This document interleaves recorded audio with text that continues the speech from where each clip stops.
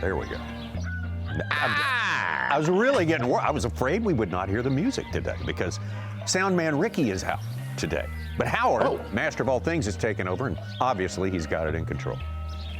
Well, we've definitely got the train on the tracks. And Tommy, it's that time of year. We are going back to the scene of the crime, the ultimate suckfest last year between the Bears and the Commanders next Monday night. I was wondering about that.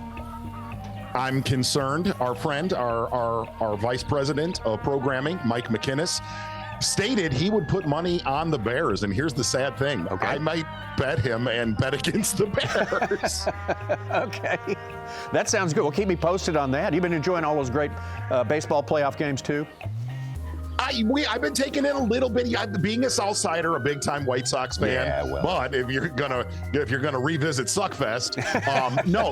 Listen, the Cubs are sort of clinging on to life. I'm not a big Cubs guy. They're a little bit on life support. A little bit, but I got a feeling it's going to be a fiery ending here in the next 48 hours. Is my vibe, Tommy. That's kind of. I got the same vibe myself. I'm Detroit doing great. Detroit Phils, that might be the final destination. Z, welcome everyone here to TnZ, the podcast. Thank you for making some time for us today in the fabulous setup you've got there.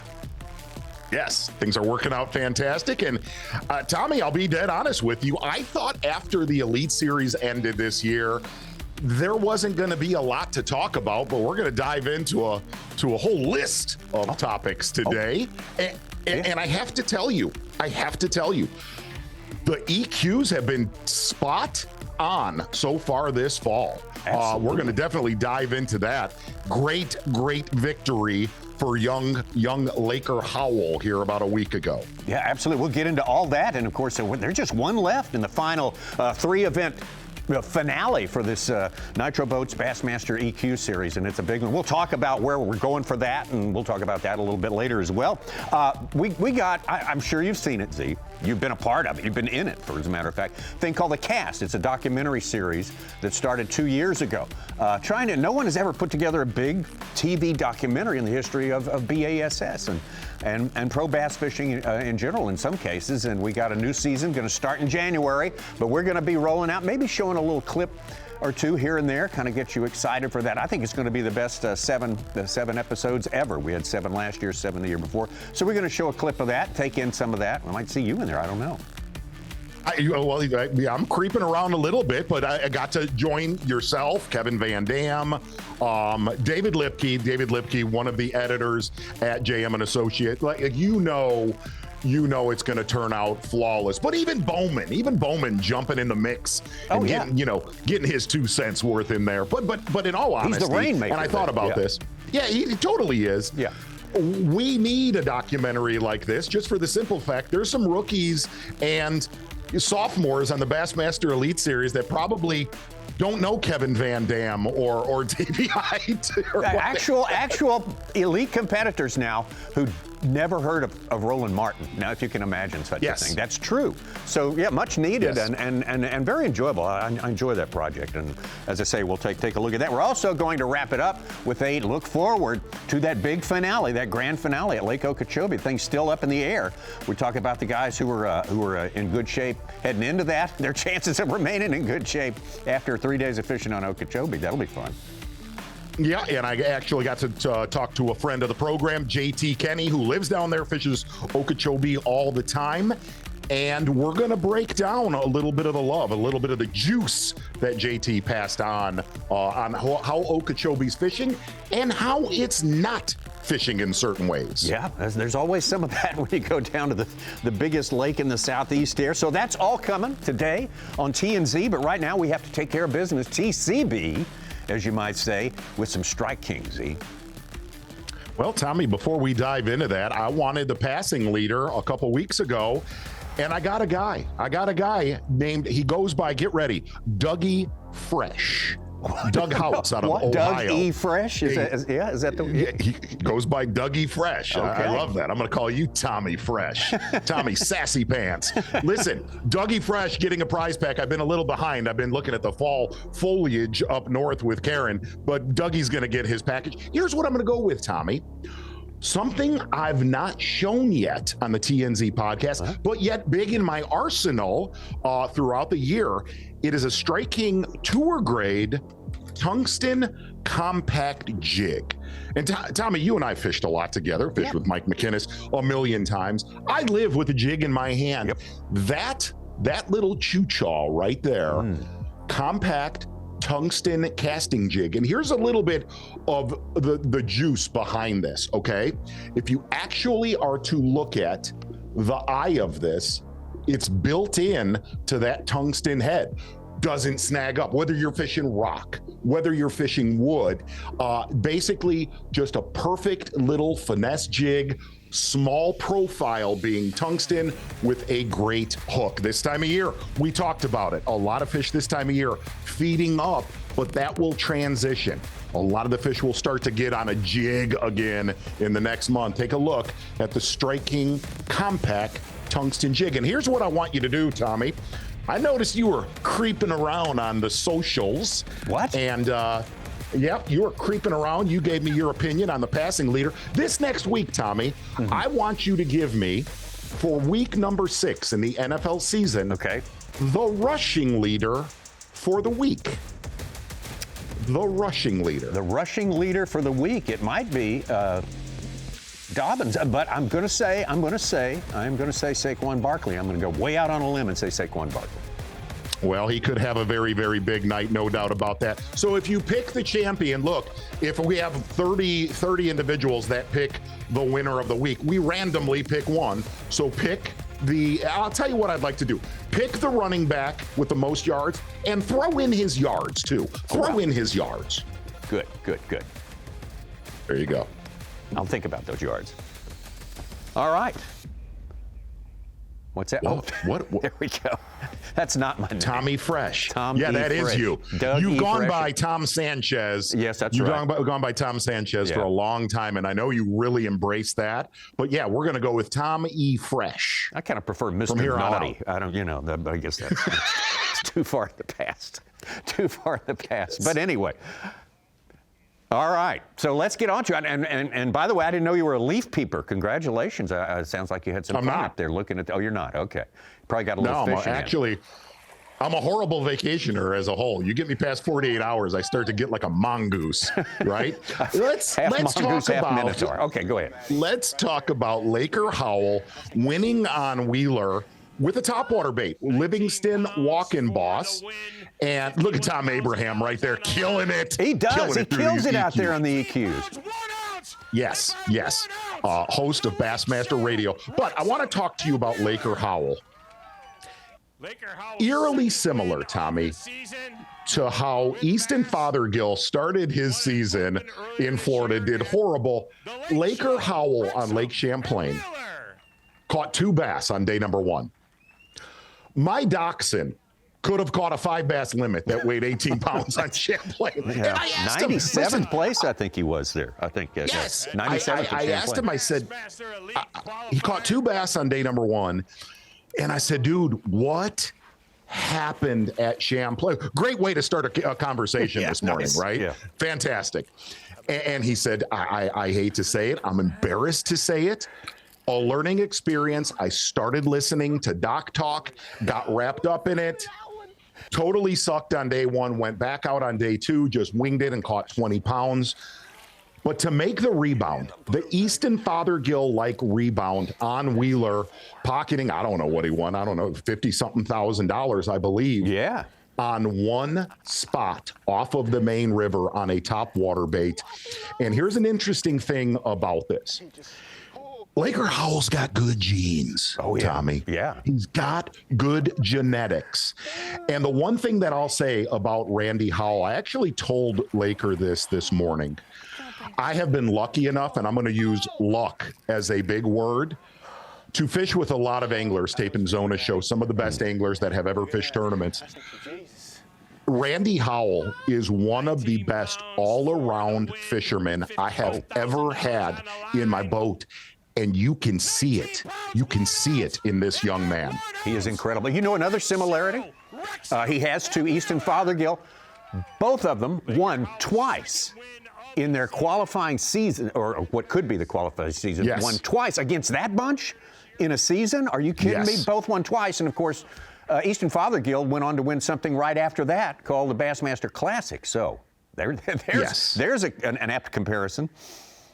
Look, it'll be a miracle. It would be a miracle for young Laker to go down to Okeechobee and jump up into the top 10. But here's another thing I thought about, and take this for what it's worth, man. Randy Howell in his career, we covered a lot of his career together, did post a very important victory, obviously the Bassmaster Classic. But he did not, it's strange, but Randy did not have a style that won a ton of Bassmaster tournaments. But he would 15th to 20th place you to death. Yeah. The consistency across the board. And you can see, and this is funny, and I thought about this. I think you're going to probably see Laker in his career go on with possibly more victories. And that's from what his father passed down to him. The little area that he caught them in this tournament, he caught 1 2-pounder there in practice. One 2-pounder, but said he mauled them in a tournament there last year. They were eating 4 to 5-inch gizzard shad. And he said, dude, it's like from day one all the way to the end of the tournament, they started coming to me. And this is the one thing about to win that tournament on a topwater bait. Hats off to Livingston. They've been in this game a long time. Yeah. I think this is the first full victory where somebody just locked a bait in their hand from Livingston.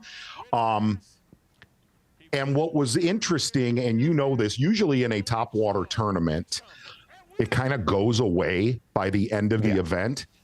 And it actually, he said, dude, they were blowing up around me on the final day where they had not done that on days 1 and 2. And he said some of the strikes on that topwater bait were absolutely incredible. And the other side is he basically put his shallow water anchors down and did all of that damage in a 100-yard stretch. That's unbelievable. You know, usually you expect somebody to just fish a ledge like Amore, or Kevin Van Dam, somebody like that would have done in the past. But did he go there with the intention of not doing that, taking that out of the equation, and doing what he did, fish a topwater out there? Decatur Fast? No, he said, literally, he said, last fall, I learned a lot about this key juice hole that he was on throughout this tournament. He said there were several anglers closer to the main river channel that had a very, very good practice. But Laker made the comment, he goes, I think as practice was finishing and the tournament was starting, a lot of fish were coming to me instead of leaving, where a lot of those fish were probably leaving those anglers that found them closer to the main river in practice. But again, it's funny because I talked with Tom Abraham about this, Tommy. Mm-hmm. And we do. We have fun with a lot of our young anglers, how they are on camera, and and get what you always say. Tell me what just happened. Yeah. You don't need to worry about that with Laker Howell. He's got it. He has been to every tournament, every Bassmaster tournament that his father has fished, FLW. Him and Robin have taken him to all those. He has observed who prospers out there and why. And it's obvious that he has got what it takes. So he is ready-made for the job. There is no doubt about that. What we mentioned his 2 victories so far on the EQs. Incredible to do that in a single season, but that makes him a double qualifier for the Classic, which brings in Kyle Norsetter. Kyle Norsetter gets to move up into the Classic, and now Cole Sands is the next man up, and he could get in there too based on what happens at Okeechobee. Well, Kyle Norsetter, definitely an angler that owes. We got to talk about it with John Cruz and Emil Wagner off of Champlain. Kyle Norsetter owing a prime rib, no doubt about it, to Laker Howell. Hey, for possibly not qualifying for the Bassmaster Elite Series, don't want to jump ahead. Laker Howell has put up a season. That is somebody that the Bassmaster Elite Series will be covering eventually for the next 2 decades. And we're going to get to Okeechobee in a little bit and talk about that, but he's going in there in 40th place. He's got a shot, right? He's got a shot at the top 10, huh? You think?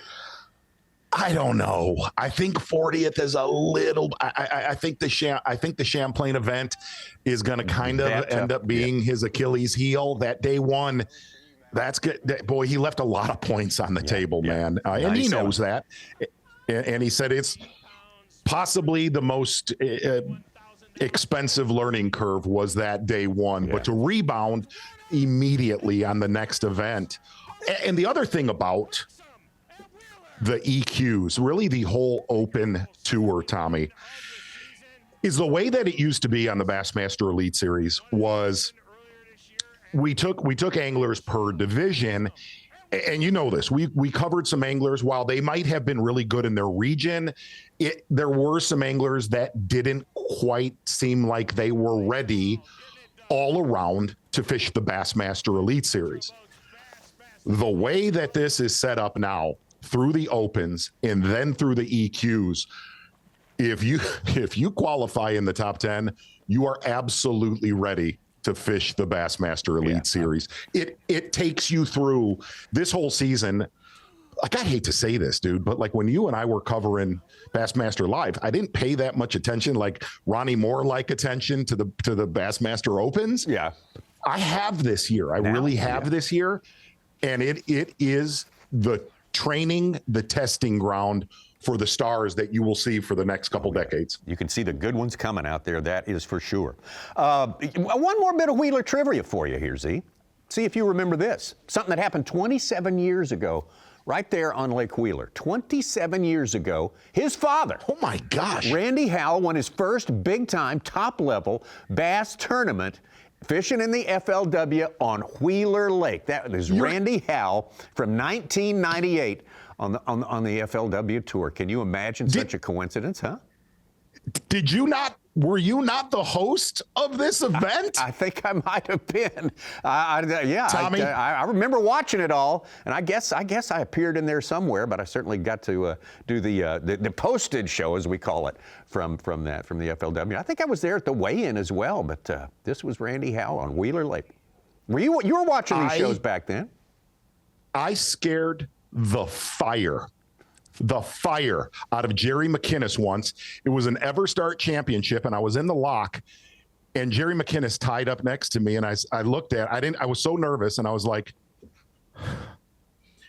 I watch all your FLW shows, and I burn the VHS tapes. I watch them so much because fishing's awesome. And I looked at Jerry, and I realized at that point that he thought I was a total nutbag. The problem was he was stuck in a lock with me. And check this out. It was on Pickwick and Wilson in the big lock. Yeah. And I remember, and you know this, Mike knows this, Jerry would run from strange human beings. I saw him in the lock on the way back and tied up next to him again, convincing him that I love watching FLW TV show and VHS tapes. There we go. There's the weigh-in. Now I want you to look at this. Look at this dork who walks in with a microphone here. If you can see him interviewing Randy Howell. Look at this. There we go. And look at that. That is fantastic. Tommy, I'll live by this. You look like a young Steve Young. From the NFL. Oh my God. Yes, you do. In that last glimpse. But it looked like looking at Rick Clunn, if you rewind that as well, I believe Rick Clunn is who Randy Howell beat. Yeah, he did. And Rick Clunn had a frighteningly similar look to Byron Velvick in that, did he not? Yeah, he did. I don't know. The same hat. He wore the same kind of hat as Byron Velvick. Exactly. Yeah. Look at that. Yeah, there you go. Sorry. Yeah, that is a Byron Velvick. I really thought that's when Rick Clunn was strange, and then he's gone on to be strange. Yeah, he fulfilled his destiny. Yeah. That's going way into the Wayback Machine right there. That is 27 years ago. Yeah. Never thought about that. Never thought about that. And literally, I'm not saying this jokingly. I would watch those myself, and we would study them. Another person, Joe Baylog, we would study those tapes. It was like doing film study for the NFL. It literally was. You back and forth. You just run a cast back and forth again like that. Oh yeah. Toggle it back and forth. Yeah. That is so nerdy. Dude, those were That's some so of great. those were well, it is. Those were some of the best television shows, really, for the template that we have today live.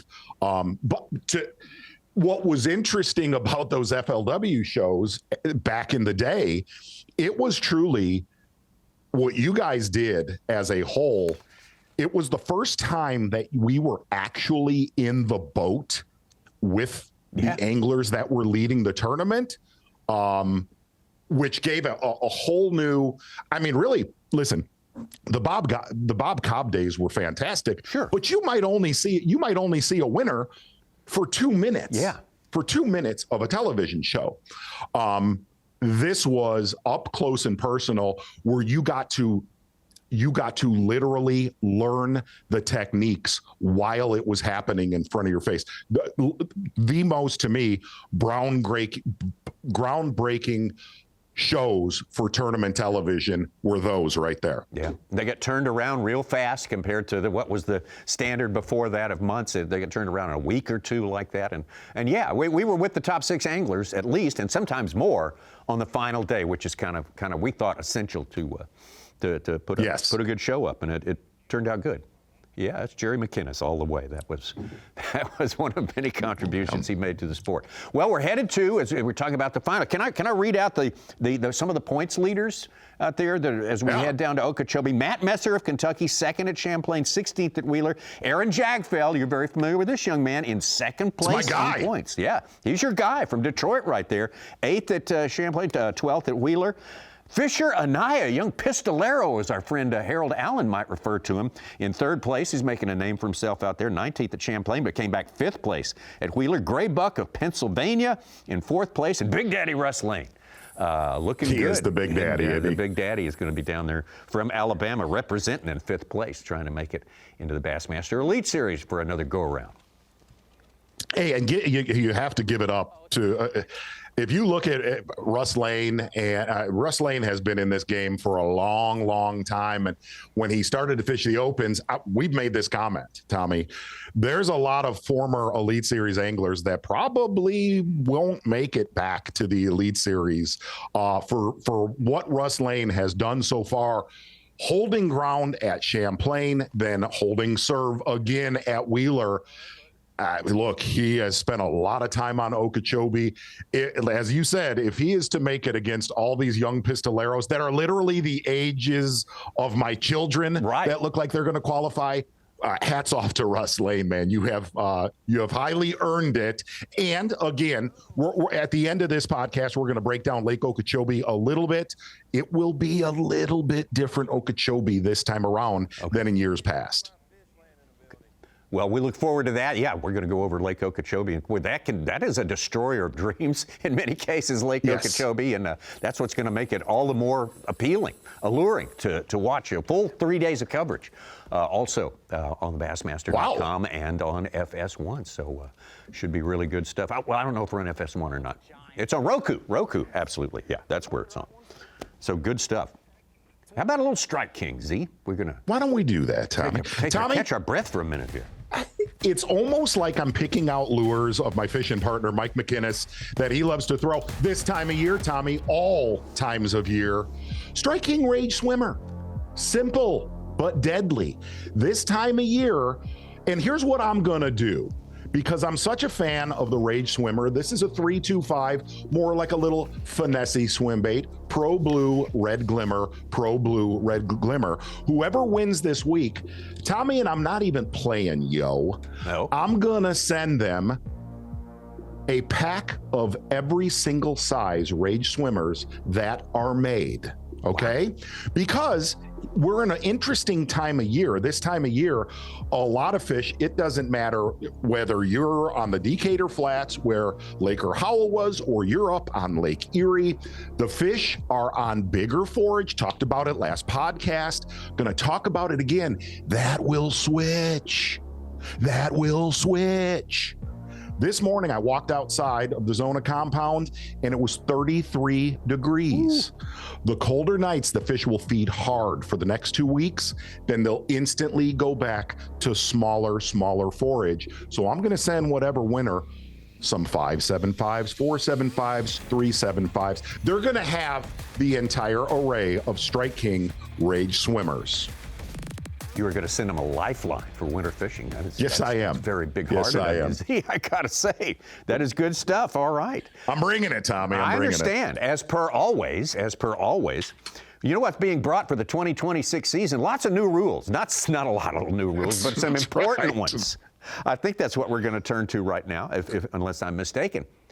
Yeah, and beginning in the 2026 season, I'm going to read some of this because I want to get it right. I'm not the official spokesperson for B.A.S.S. They don't want that for sure, I guarantee you here. But no longer will B.A.S.S. be allowing live streams during competition hours. Anglers could set up a live stream and I think have, maybe in some cases, broadcasting during competition hours. Those competition hours are already covered live by Bassmaster and their media partners, the networks, Fox and FS1, streaming services like Roku, Plex, and some more of them possibly on the line. And as is true in any sport, you have a rights agreement. You know, people are not going to carry you and give you compensation for the right to do that if you let other people do the same thing at the same time who are not paying a rights fee there. And that's the heart of it all right there. Those are well, no major sport going to allow any athlete. You can't play for the MLB San Diego team, be out there playing right field for the Padres and have your friend out there shooting you to the whole game and shooting all your at-bats and expect to be able to stream that at the same time that the network or the streaming service is showing that. That's just, those are customary media rights agreements and we have to honor that. B.A.S.S. has to honor that. So I think it's a reasonable request. I'm sure there's going to be a lot of people who have real, specific objections to that, and that's true of any issue like this. Yeah. I mean, here, look, man, I see both sides to this.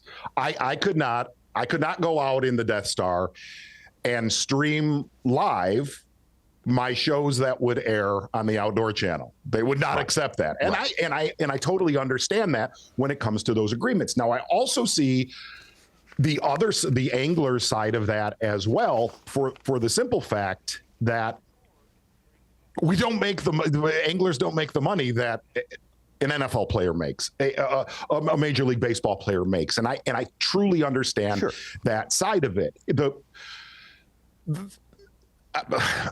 I live in the world, Tommy, and you know this, I do. So I kind of side with this. I live in the world where I have to, I want to. I work with sponsors every single day of a year for the past 22 years of my life. And you're always trying to gain, in some way, shape, or form, deliverables and assets for them. Sure. And the real truth is, an angler could go a season or 2 seasons and not get much airtime if he's down in the 20s or the 30s or the 40s. Right. And he's not getting that juice. He's not getting that network exposure. So I will live by, I see 100% both sides of that. From the anglers that were streaming, it was fairly brilliant what they were doing. But I also see the networks that will go, no. We're the ones that have these contracts with the organization. So I totally see that side of it. So I don't really know if I said anything right there. Yeah. Another thing to bear in mind is that they're not totally shut out from that. They can record. They can keep their cameras up with all the tools they use to do this streaming, record that, and as soon as the live competition is over, they are free to send it up on whatever platform, social media, whatever. I did not know that. They can do that. You just can't do it during the live broadcast that these media partners have paid for. I think that's I did not know. And I think that's a plus. I think they get to do that. And again, Bass will make the case that, they've worked very hard and they have been very successful in getting this product in front of tens of millions of people when you talk about the Fox network, FS1, Roku, Plex, and more on the way. I mean, that's a lot. And they argue that that's the most efficient way to get it out there, what these anglers seek. And yes, some of them are more fortunate, some of them appear on that more than others, but there is that option to record and post your day for anyone. And these anglers, many of them are very, very talented at putting these things together and getting it out there, and I think they can profit from that, definitely. It just seems like Chris Johnston and Trey McKinney were on Bassmaster Live every single day for the last 24 months. And it will always be that. Hey, it's always the other way. side, and you know this. I don't know. I want everybody to be successful and get along, and hopefully it'll find its way there. There's where I'm at. That's right. Also, a note that I was given here is they are planning on having more official cameras on the water, on boats for 2026. So we will find out some of the particulars on that and play that on there. But that's again, to recap, you're just joining us, an announcement just come out from B.A.S.S. that elite anglers will not be able to live stream during official competition, and that is going to be the new rule. So we're going to move on away from that, and we're going to talk about something else that we teased at the top of the show there. It's the cast. The cast has been a project at B.A.S.S. Since 2 years ago. 7 episodes in 2023, 7 episodes 2024, and 7 new episodes for 2025. I think they may be among the best ever, and been a lot of work put in on it, and we're looking forward to rolling that out because very, very proud of that. And there'll be 7 shows, as I said, and 3 of them are about specific anglers. One is about Kevin Van Dam, of course, because now the timeline has reached his era. Also, the great Aaron Martens and our colleague Davey Height. Those are 3 shows featuring anglers, and I'll talk to you about, but let's take a look at just a bit of that. It's a work in progress right now, but I think it might be interesting to take a look at it right now.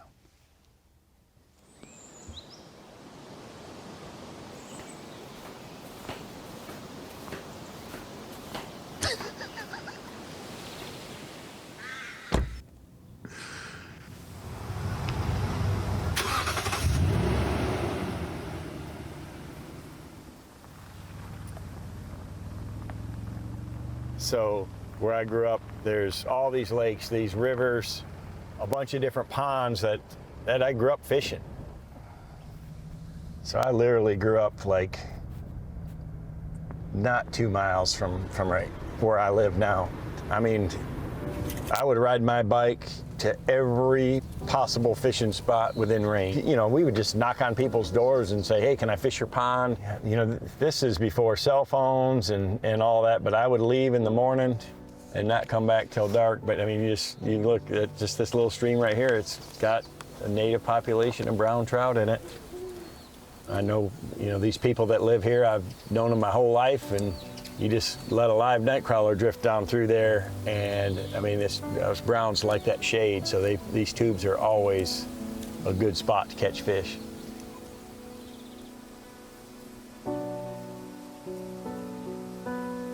I just loved catching them.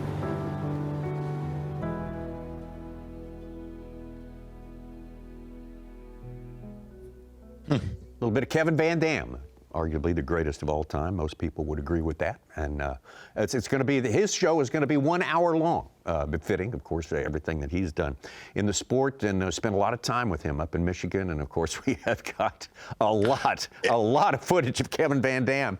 It was thorough. Yeah, it was thorough. I mean, putting a beating on people, intimidating people. There's some of that in there. And, you know, he didn't have to open his mouth to intimidate people either, because he was a special character. And I know you agree with that. He is a special character. You know, what was weird about, you know, when it was, again, I'll use the word luck, to be a part of the Bassmaster crew working with JM Associates, to cover the meat of his career with you and Aaron and Davey. Dude, that was a special time. I guess it's weird throwing it back at myself, but that was a special time in my life to be able to see to be able to see greatness as a whole on the water, and that's what that was. When you look at where he came from, outside of my barn here, all the way up to his house, the style that he fished is not how we fish around here.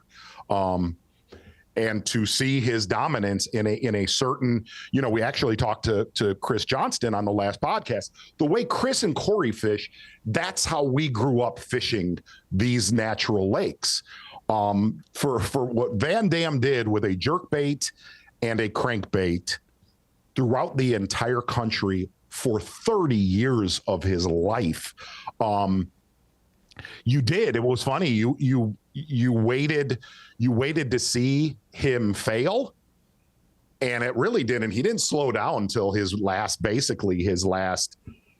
36 months. And I think that's just he had a pretty good life by that point. To see what he did on the water is still, to this day, I can't describe it, just because it's like nothing we've ever seen across the board. I'm not talking just Michigan.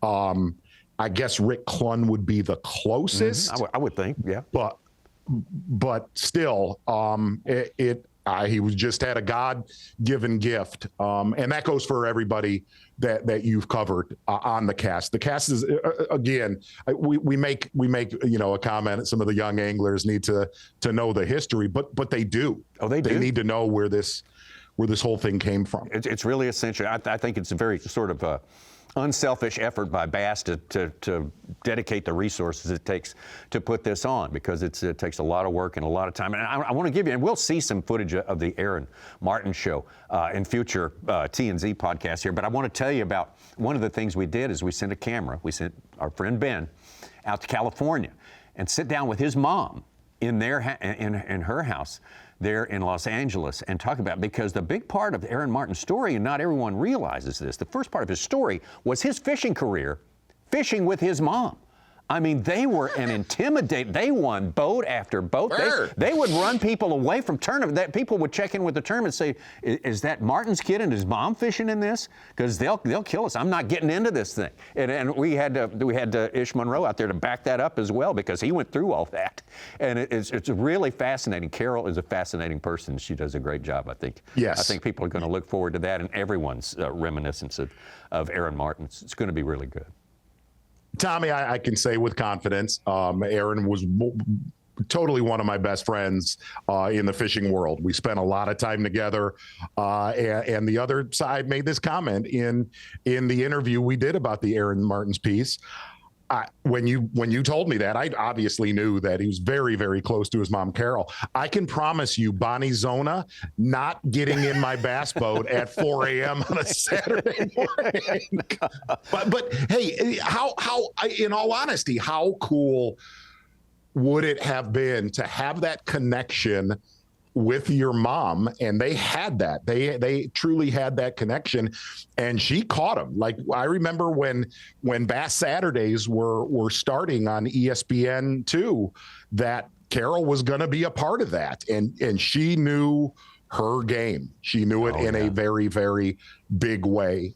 She was not she didn't just drive Aaron to the lake and launch his boat. She was in the mix. Very, very cool. Still going strong at 83 years old. Gives us some great insights into all that. It's a lot of people have contributed some great stuff, and I think everyone's going to enjoy that at all. Davey Height, we'll talk about that. We'll see some of the clips from that. Davey and his beginnings and his exemplary career is going to be something we're highlighting in that series as well. There'll also be episodes about things like the AOY. We'll talk about the Bass Federation back in the days, which became Bass Nation, and it's really going to be an exciting time. But I think we're going to move on now, and I think you've got some Strike King for us at this point in time. Tommy, I'm trying to stay seasonal for you here. Please. I'm trying to stay seasonal, people. We're going live. Yeah. Right here. I'm live streaming too on the side. So, yeah. Exactly. Yeah. I got another camera over here. It's going to my social media. Striking gravel dog, and this is a gravel dog 8. I'm not giving the winner a 10 because I'm kind of low on 10s. 8 means 8 feet on 12-pound line. 10 means 10 feet on 12-pound line. But I gave the right color. A lot of the color patterns, nice crawdaddy color pattern right there. Whether you're going up to Mille Lacs in the next couple weeks, by the way they're biting there, or you're going to Salt Claire in Detroit. A gravel dog, great all-around crankbait. Not only good, Tommy, in gravel, with the name, very good in ripping and a tearing grass. So this time of year, gravel dog getting it done in a very big way. Somebody's going to win it all. Somebody's going to win all of this. And like Dougie Fresh is soon to know, I'm going to make it rain, Tom. Okay, Dougie Fresh. I can't believe the winner was Dougie Fresh. I love that. Man, you are getting somebody ready for winter fishing. That is for sure. Thank you, Strike King, for that right there. Well, let's talk about that wonderful, huge, gigantic inland sea, the only lake on the east side of the country where you can't see all the way across. Lake Okeechobee, huge part of Bassmaster history, and that is going to be the final destination to decide the 10 anglers who will pass on to the Bassmaster Elite Series in 2026, November 13th through the 15th, 3 days of coverage. You can see, and that's it right there. There's the past winners. All in our memory, of course, Tim Horton, I think back in 2017, Ish Monroe back in 2008, I believe it was, busted the century mark down there. And I can see Scott Martin, who set all the records for 3 days of fishing with the Bassmasters right there at Okeechobee. This will be a three game. And the time of year, it's going to be pre-holidays, but still, the where the sun, where the water is going to be pretty close to that Scott Martin time, right, or no?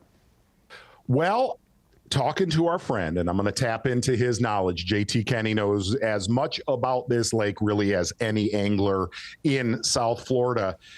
Tommy, he said the lake is not in real good shape right now. He said this will be, we got to see a lot of canal fishing the last time we were there. Trey McKinney, obviously, Brandon Polinick, the beatdown that he displayed.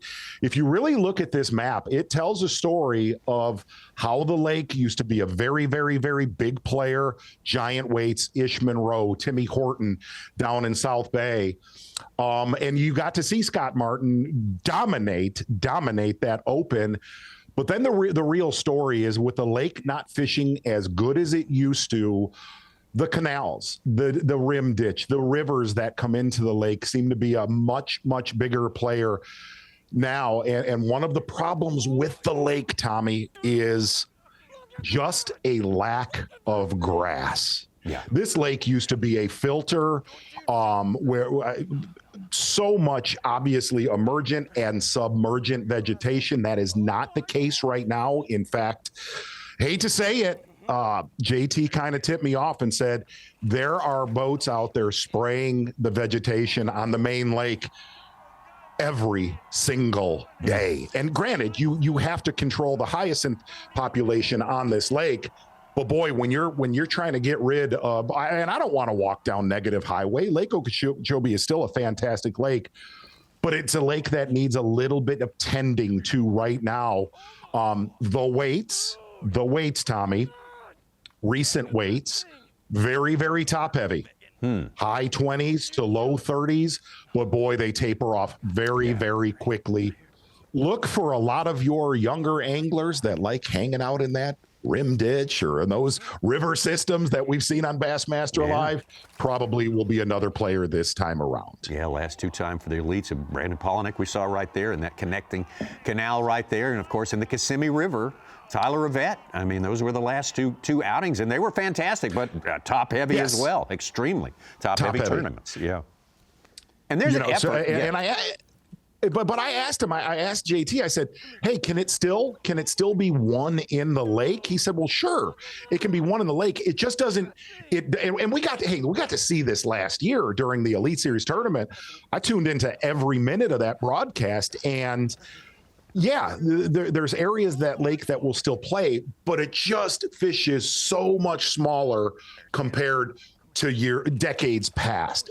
Without the right environment, without that right water quality out on that lake, That's been the biggest challenge. Doesn't fish as big. So again, look for areas that we've got to see more recently.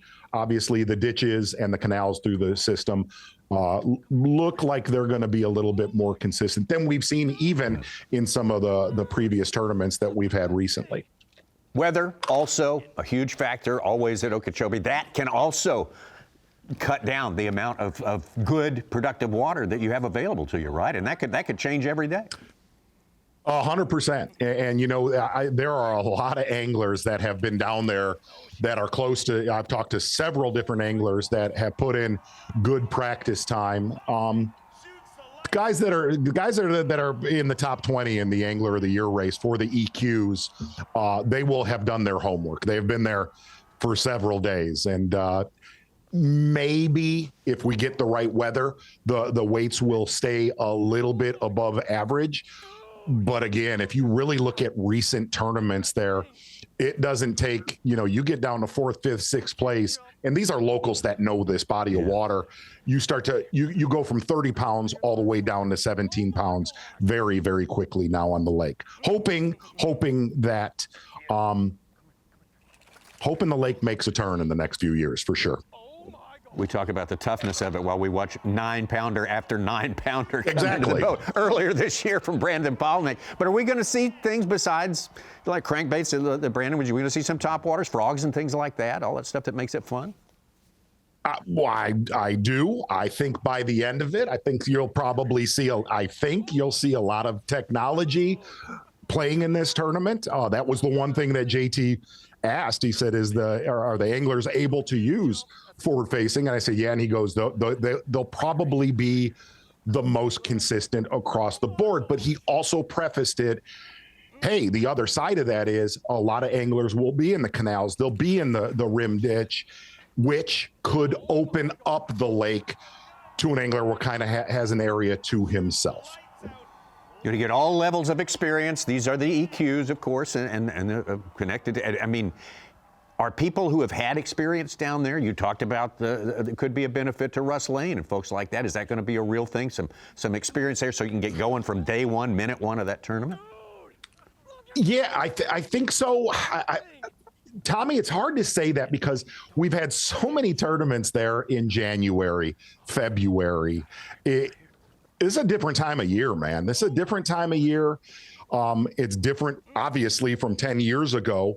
But yeah, I think any experience that you have on a body of water this big, this massive, puts you at a little bit of an advantage. But I'll also put, as different as the lake is, as different as this lake fishes now, maybe knowing nothing is the true advantage for Lake Okeechobee right now. Sometimes that has worked out. It certainly has. Well, we'll probably get a second look at it. We'll get a little updated preview of that before that tournament gets here, right here on the TnZ Podcast, because we're probably scheduled to have another one there with some more cast stuff. And who knows what else we're going to make? Maybe some new announcements, maybe some new things to talk about to keep the ball in the air. But it's been so interesting today to see all of that, and appreciate everyone joining us here today. Thank you so much, and we have got the big finale of the Nitro Boats EQs on the way, so we'll be looking forward to that in lots of different ways next time. Talk to your guy Jagfeld. See what he's doing to get ready for that. That'd be interesting to know. He's one of the top contenders going in there. He's an elusive little fella, I can tell you that. But dude has the full package, man. He is the real deal. And I look for him, honestly, to hold serve when they head down to Florida. All right. Be following the Bears. I'll get us some juice, Tommy. Yeah. I'll get us some juice. Get some juice. We got him over there. Okay, thank you so much. TnZ coming your way next time. We'll see you then.